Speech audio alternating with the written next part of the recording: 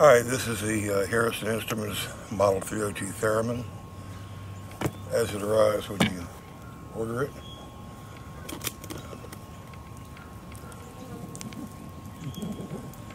Now,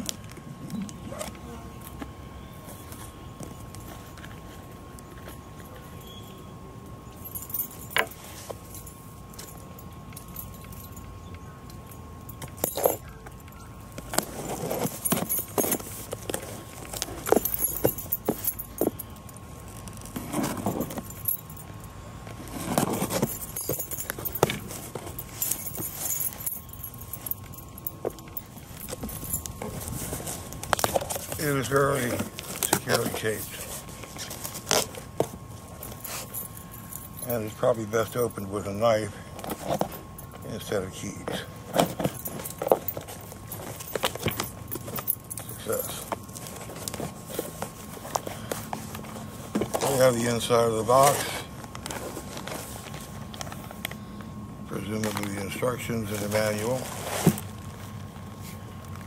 This is the Theremin itself, and there are antennas. So,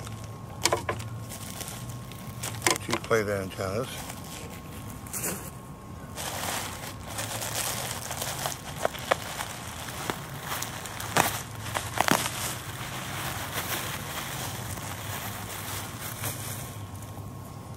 And this is the Theremin. Has a 1/4 inch output on the back, and these are the controls. The volume 0 is how you set the range of the volume antenna. When it's set like that, the attack is very close to the antenna. So basically you don't get any volume until you're really close. And like that, the volume will be happening when you're far away.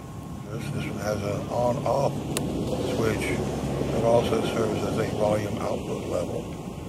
This is separate from the volume 0 knob. This sets to the range of the antenna, and this sets the actual volume of the output of the Theremin.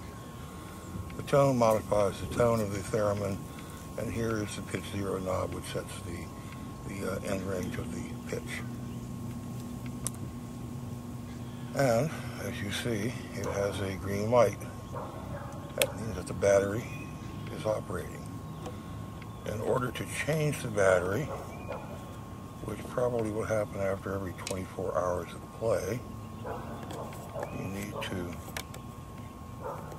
remove these 2 nuts and this plate, and there's where the battery is contained.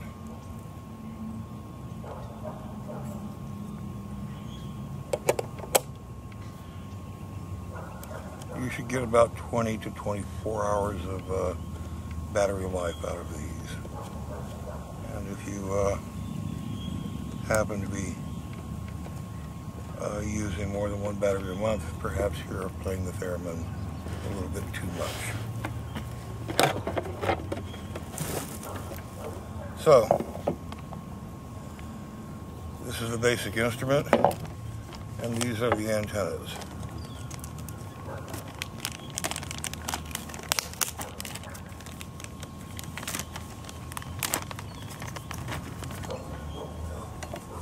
The antennas are connected to the body of the Theremin via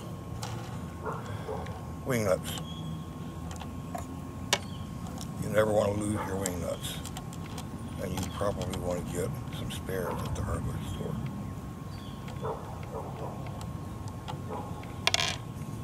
So the antenna fits on like this.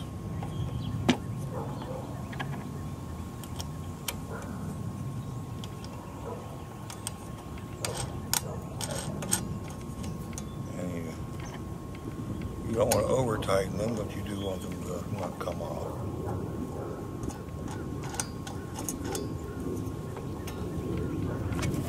Same thing as when you put on the other antenna.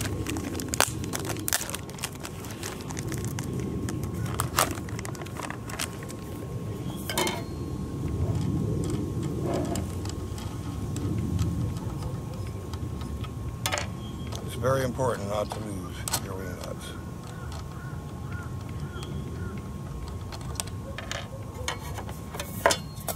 And the antenna is fastened on like this.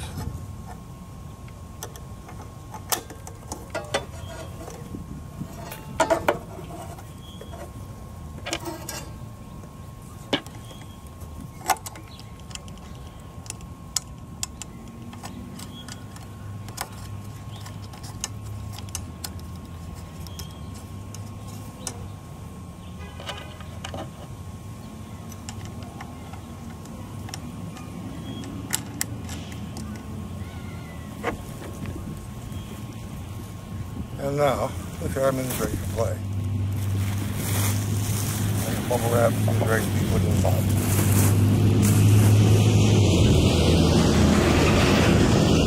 Now, this antenna configuration is best for when you're playing while standing. If you play while sitting down, you might want to try an alternate arrangement of the other antenna, one that I use. And basically,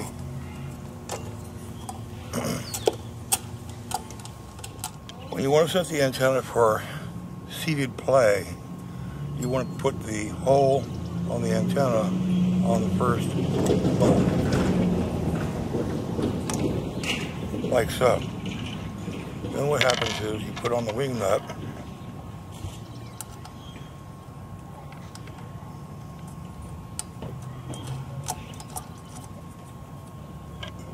and you take the other wing nut. You don't want to lose the other wing nut, so you put it down here and you tighten it. You place the metal piece of the antenna there so that the wing nut grabs it. And that's how you do it for seated play, when you'll be addressing the antenna like this, instead of like this.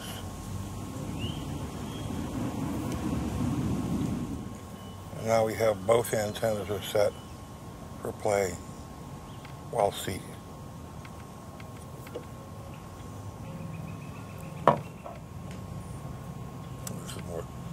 And now the antennas are more or less spacing where your hand is going to be moving to address them. And one other thing to note is that when you turn on the Theremin, there's a green light. When that green light starts to flash, it's time to get another battery. Even when the light goes out all the way, you still will probably have about an hour's worth of play.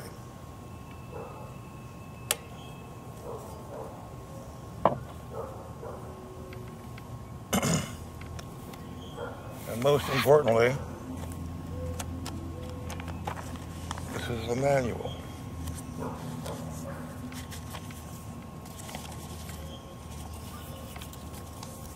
Warranty and a manual. You might want to read this before you did what I just showed you, but it is not rocket science to put it together.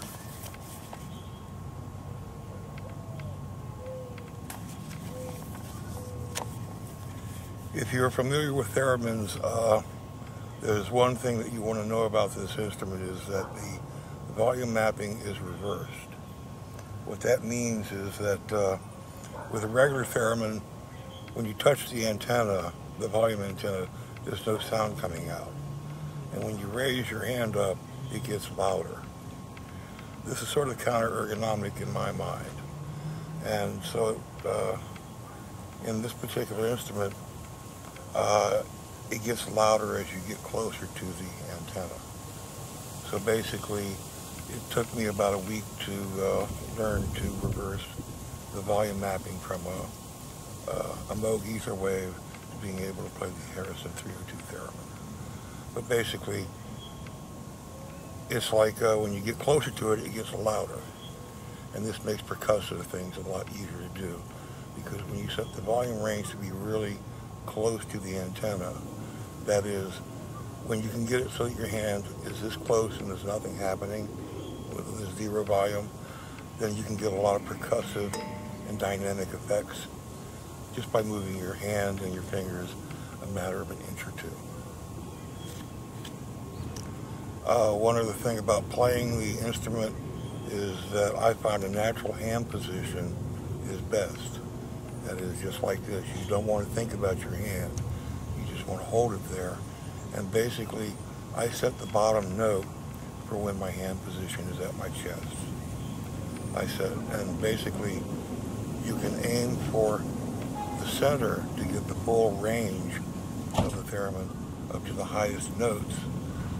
But it's kind of hard to play those higher notes, so you might want to aim for the lower left corner of the antenna, and that will trim the range, and it will also stretch out the intervals between the higher notes, making it a little bit easier to play.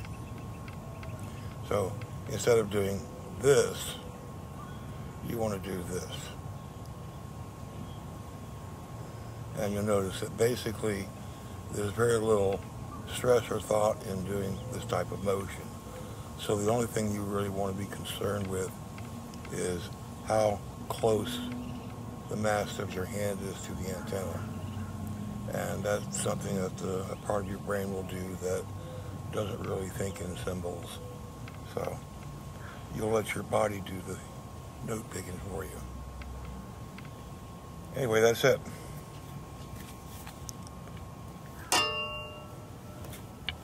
The Harrison 302 Theremin. Okay, now that the Theremin is mounted on a short stand, because I like to play it seated, and you have a 1/4-inch plug connected to the back, and in this case that's going directly into a powered monitor speaker. Now it's time to turn the thing on, and you'll see that the light comes on. And we'll set the volume level about medium. And now we'll adjust the volume 0.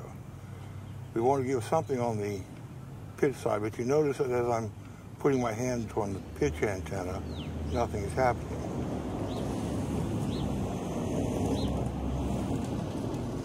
Nothing is happening because you have to also play the volume antenna.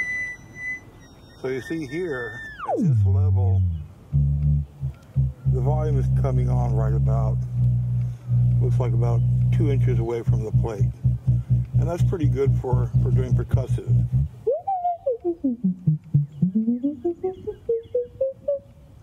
So that's how you set the volume to 0. Now if you wanted a lot more legato, then you go out like this, and then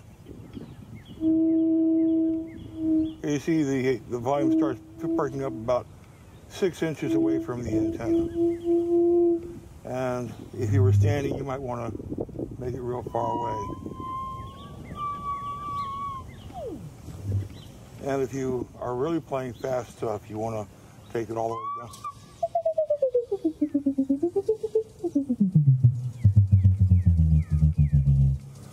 Now the next part is to adjust pitch 0 level. Now this should be done when you're addressing the instrument and facing it. But before I turn the thing so that you won't be able to see the tone, I just want to show you that the tone does, we'll turn the volume up so that we'll get something all the time. Okay, now with the tone, it goes from soft to brassy. So basically, you have a range of tones that you can adjust with this. If you use a guitar amplifier, emulator, or distortion devices, I find that the softer tone seems to be more effective, since I guess that emulates the tone from an electric guitar string. You have an adjustment for the volume level directly on the Theremin, so that if your amplifier isn't turned up enough or is turned up too much, you could adjust it at your instrument without going over to the amplifier. Okay, now to adjust for the pitch to 0. I'm going to adjust the volume 0 so that it's tight.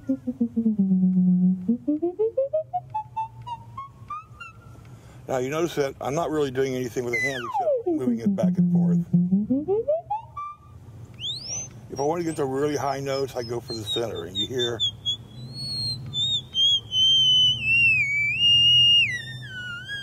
it's harder to play those notes, and to play those notes most effectively, you generally want to rest your elbow on something, like your knee or the arm of a chair.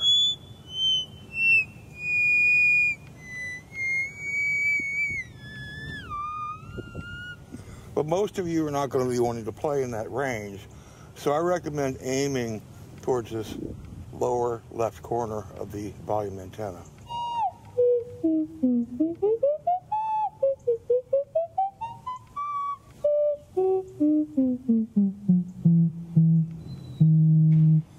Now, at this point, the lowest note that I can play will be when I have my hand at my chest. Which I'm not sure we can see that here. Let's see right here. I might want to zoom out a little bit more. Okay. Okay, you see, this is my lowest note. Now, what if I want to do bass? Well, I'll just take the pitch 0 and adjust it a little bit. That's a little bit too low. Now, at this point, you're hearing noise. Well, you can bring it up and you can see, okay, here's where we're getting the lowest notes that the theremin can make. But we will want something a little bit higher than that at our chest. So we want to move this just a tad clockwise. And now we've got a good bass, we've got a good bass note on my chest. Now, if I wanted to get lower, I could lean back, okay? So your whole body is playing this instrument. Now, when you're doing it like this,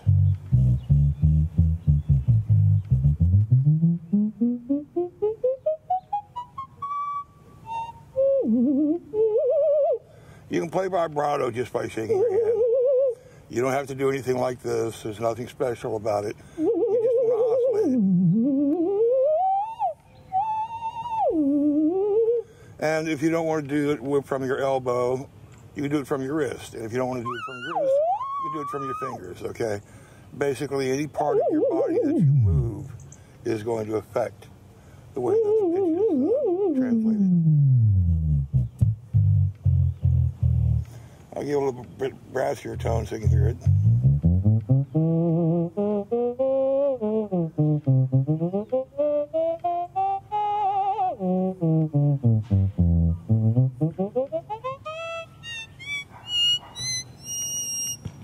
So you see, even though you're aiming at the lower left of the pitch antenna, you can get adventurous and go all the way up to above the piano. Now, there's one little secret about the theremin that you probably should know, and that is grounding. The instrument is grounded through both the wire that connects it to the amplifier and also the mic stand that it's mounted on. It's also connected via the mic stand. And one thing you want to do to minimize interference is you want to have part of your body in contact with the wire or with the mic stand. So it's favorable to play barefoot with one of your feet on one of the on either your base of your mic stand or on the wire. Socks will do. Basically, this will minimize interference from outside noise sources. And anyway, that's how the theremin works. I'll turn the tone up a little bit higher so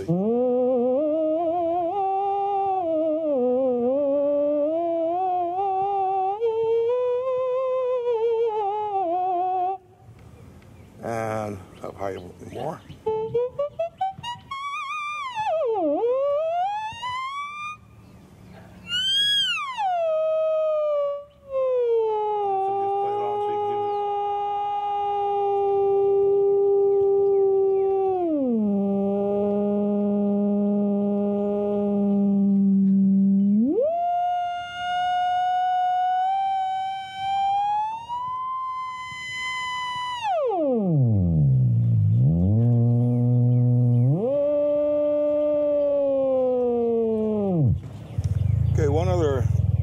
thing about this instrument is that you do get some percussive sound sometimes in the bottom.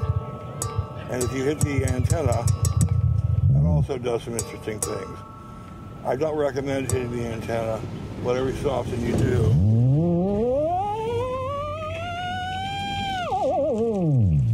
And you might find some good effect from that. A lot of the effects will be enhanced by whatever guitar stimulation you run the Theremin sound through. Keeping in mind that this is just a basic sound without any effects added, no echo, no reverb, no processing whatsoever. So when you add processing to it, you greatly expand the range of the instrument and the types of sounds and how the instrument responds. You can get very percussive. You can get very full, rich harmonics. You can also use formant generators to make it sound more like a voice. And everybody likes to use the echo. It's good to use the echo to learn how to get in pitch, but basically you want to be able to play without the echo.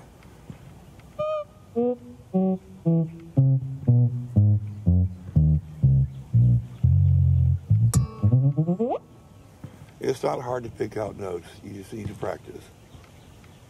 But instead of practicing, play. And always remember to turn your instrument off and save your battery. And that is how to play the Harrison instrument 302 Theremin. This playing technique is called angling because the body is much more proficient at dealing with angles than actual units of measure or hand positions.